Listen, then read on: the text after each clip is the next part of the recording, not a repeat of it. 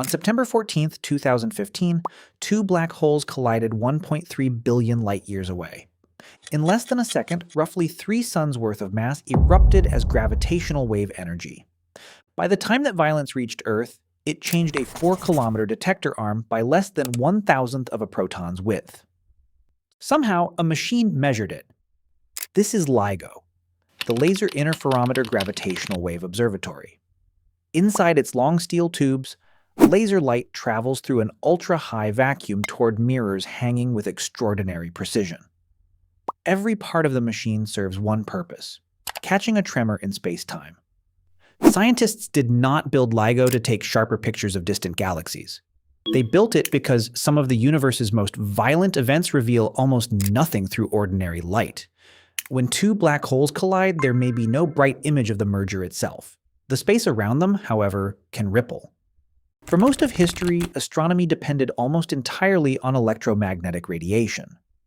Visible light showed stars. Radio waves revealed distant signals. X-rays and gamma rays exposed violent regions hidden from human eyes. These instruments looked at different parts of the spectrum, but they all relied on the same messenger: light. LIGO opened a fundamentally different channel. It did not wait for light from a distant event, it measured gravity moving across the universe. The idea began with Albert Einstein.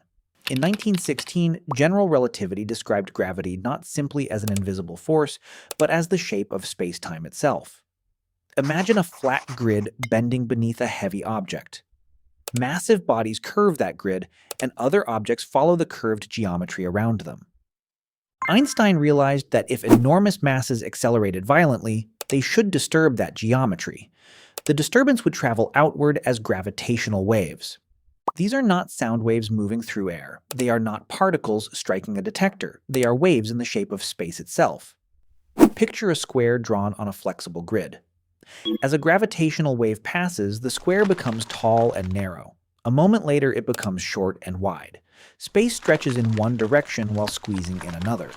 The effect is real. By the time a wave reaches Earth, however, its effect is unbelievably weak. Imagine trying to measure something smaller than a proton while the planet beneath your instrument never stops moving. For decades, gravitational waves remained trapped between theory and observation. Einstein's equations predicted them. Indirect evidence suggested they existed. Yet no machine had directly caused space-time moving. But reaching that moment would take nearly 50 years of failed experiments, disputed claims, and signals that vanished under scrutiny. Scientists would be mocked for chasing something no instrument could prove existed before one machine finally forced the universe to answer. In the 1960s, physicist Joseph Weber built large resonant bars designed to vibrate when gravitational waves passed. He reported possible detections, but other researchers could not reproduce them. His claims did not survive. Still, Weber changed the field. Gravitational wave detection was no longer just an idea on a chalkboard. It had become an experiment that could be built, tested, and challenged. A stronger clue arrived in 1974. Russell Hulse and Joseph Taylor discovered a binary pulsar, two dense objects orbiting one another while their orbit slowly shrank. The rate matched what scientists expected if energy were escaping as gravitational radiation. The waves were almost certainly real. Still, no instrument had measured one directly. The breakthrough came from using light as a ruler. At LIGO's center is an interferometer. A laser beam reaches a splitter and divides into two paths. One beam travels down one arm, the other travels down the second arm at a right angle. Mirrors reflect both beams back toward the center. When the paths remain unchanged, the returning light combines in a predictable pattern. But when a gravitational wave crosses the detector, one arm becomes slightly longer while the other becomes slightly shorter. The returning beams no longer line up in exactly the same way. The light pattern shifts. That tiny change carries the shape of a wave from deep space. The principle can be drawn with two lines and a beam of light. Building a machine sensitive enough to use it required decades of engineering. The arms had to be long because a larger ruler makes a tiny stretch easier to detect. Each LIGO arm extends 4 kilometers. Even that was not enough, so mirrors make the light bounce repeatedly inside the arms. The beam effectively travels about 1,200 kilometers before completing the measurement. Then there was the air problem. Air molecules would scatter the laser and disturb the signal. So LIGO's beam tubes were emptied to create one of the world's largest sustained high vacuum systems. From outside, the tubes look like long empty pipes. Inside the experiment, that emptiness is part of the detector. The mirrors created another challenge. Advanced LIGO's main mirrors weigh about 40 kilograms. They cannot be bolted to the floor because every vibration would move them. Instead, each mirror hangs from a four-stage pendulum. One suspended mass hangs beneath another, then another, then another. Each stage blocks more vibration rising from the ground. For the measurement, the mirrors must behave almost like objects floating freely in space. And still, Earth refuses to stay quiet. Distant ocean waves shake the crust. Wind presses against buildings. Traffic, weather, machinery, and nearby human activity all create motion. Even vibrations too small for you to feel can be far larger than the signal LIGO is searching for. This is why LIGO is not one miraculous invention. It is a stack of extreme systems working together. Lasers, vacuum tubes, suspended mirrors, seismic isolation, digital controls, and data analysis. If one layer fails, the cosmic signal disappears into noise. But that creates another problem. If a detector can notice a disturbance from more than 1 billion light-years away, how can scientists know it has not simply detected a truck, a storm, or an instrumental fault? LIGO's answer is doubt built into the design. There are 2 detectors. One stands in Hanford, Washington. The other stands thousands of kilometers away in Livingston, Louisiana. A real gravitational wave should pass through both sites. The same pattern should appear in each detector, separated only by the brief delay allowed as the wave crosses Earth. A local disturbance should remain trapped at one location. Both sites are also surrounded by instruments monitoring ground motion, sound, magnetic changes, weather, and equipment behavior. LIGO does not simply watch the universe. It watches itself watching the universe. That caution came from failure. Initial LIGO completed years of observations without a confirmed detection. The empty result did not prove Einstein wrong. It showed that the first machine was not sensitive enough. So scientists rebuilt it. Advanced LIGO received stronger lasers, heavier mirrors, better suspensions, improved coatings, stronger seismic isolation, and more precise controls. For decades, the expected signals had remained below the machine's reach. Then, on September 14, 2015, both detectors recorded the same rising curve. The event became known as GW150914. It remained in LIGO's sensitive range for only about 0.2 of a second. Its frequency climbed from roughly 35 Hz to about 250 Hz. When translated into audio, it became a brief rising chirp.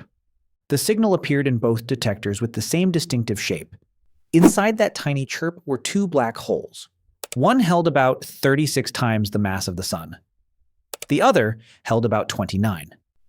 They had been circling each other, moving faster as their orbit tightened until they finally merged. But 36 plus 29 should equal 65. So why did the final black hole weigh only about 62 suns? The missing 3 solar masses had not vanished. They had been released as gravitational wave energy. The collision happened about 1.3 billion light-years away. Its distortion crossed the universe for more than 1 billion years, passed through Earth, and changed the lengths of LIGO's arms by less than the width of an atomic nucleus. Both detectors saw the same event.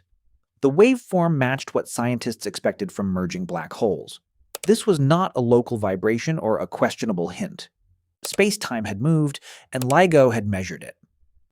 The discovery was announced publicly on February 11, 2016. It became the first direct detection of gravitational waves and the first direct observation of a binary black hole merger. It also tested general relativity under extreme gravity. More importantly, gravitational waves had become a working tool for astronomy. For the first time, an event had been observed by measuring what its gravity did to space. GW150914 was not merely confirmation of a century-old prediction. It was a new scientific sense coming online. More detections followed. LIGO and other observatories recorded additional black hole mergers and neutron star collisions. The first chirp became the opening signal of a new field. In 2017, the Nobel Prize in Physics went to Rainer Weiss, Barry Barish, and Kip Thorne for decisive contributions to LIGO and the observation of gravitational waves. The achievement came from a long chain of hands passing an idea forward across generations. Einstein supplied the theory. Early experimenters turned the search into practical science. Engineers, physicists, institutions, and research teams spent decades making the ruler longer, the mirrors quieter, and the noise smaller. Nearly a century separated prediction from direct detection. Some discoveries emerged from one brilliant experiment. This one required generations, and LIGO is only the beginning. Future concepts, such as Cosmic Explorer and the Einstein telescope, would use longer arms and quieter environments to detect weaker signals from farther away. Their purpose would remain the same: finding events that ordinary telescopes cannot fully reveal. That returns us to the reason LIGO exists. The universe was hiding an entire category of information. Light could show glowing stars, hot gas, and distant galaxies. But it could not reveal every collision. Merging black holes may remain dark, while space-time itself rings.